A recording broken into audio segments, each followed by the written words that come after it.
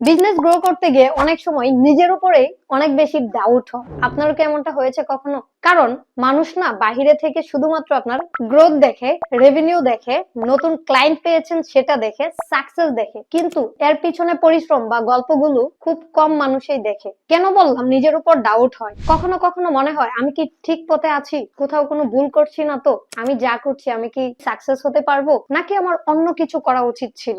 এত কষ্ট করার পরেও যদি সফলতা না আসে তাহলে কেমন লাগবে? এই প্রশ্নগুলো বারবার একজন ফাউন্ডারের মাথায় ঘুরপাক খায়, আর এই প্রশ্নগুলো মাথায় আসাটাও স্বাভাবিক। মজার ব্যাপার হলো এই প্রশ্নের উত্তরগুলো খুঁজতে গিয়ে মার্কেটের সাথে কিন্তু কম্পিটিশন হয় না, কম্পিটিশনটা হয় নিজের ব্রেনের সাথে, নিজের সাথে। কারণ টিম যদি আপনার সাথেও কাজ করে তারপরও আপনার মাথার ভিতরে প্রশ্নগুলো কিন্তু তারা দেখে না, তারা শুধুমাত্র দেখে আপনার কনফিডেন্ট। বাট এই কনফিডেন্টের পিছনেই কিন্তু লুকিয়ে আছে এতগুলো প্রশ্ন। তবে একটা জিনিস বুঝেছি, বিজনেসের ক্ষেত্রে যতই আপনি স্ট্রং মাইন্ডসেটের বিজনেস ওনার হন না কেন, কিছুটা ভয় কিন্তু সব সময় থাকবে, আর এটা কিন্তু অস্বাভাবিক নয়। যতই স্ট্রং মাইন্ডসেট নিয়ে বিজনেসে আসেন না কেন, ভয় পাওয়ার পরেও যে ব্যক্তি সলিউশন খোঁজার চেষ্টা করে, খুব দ্রুত ডিসিশন নিতে পারে, তারাই কিন্তু সফলতা পায়। এই যে প্রশ্নগুলোর কথা বলেছি, স্বাভাবিক আমরা সব সময় সব প্রশ্নের উত্তর শুরুতেই পেয়ে যাব না। কিছু প্রশ্নের উত্তর কিন্তু কাজ করতে করতেই পাওয়া যায়। বিজনেসের ক্ষেত্রেও ঠিক তেমনটাই। আচ্ছা, একজন ফাউন্ডার হিসেবে আপনার কি কখনো এমন হয়েছে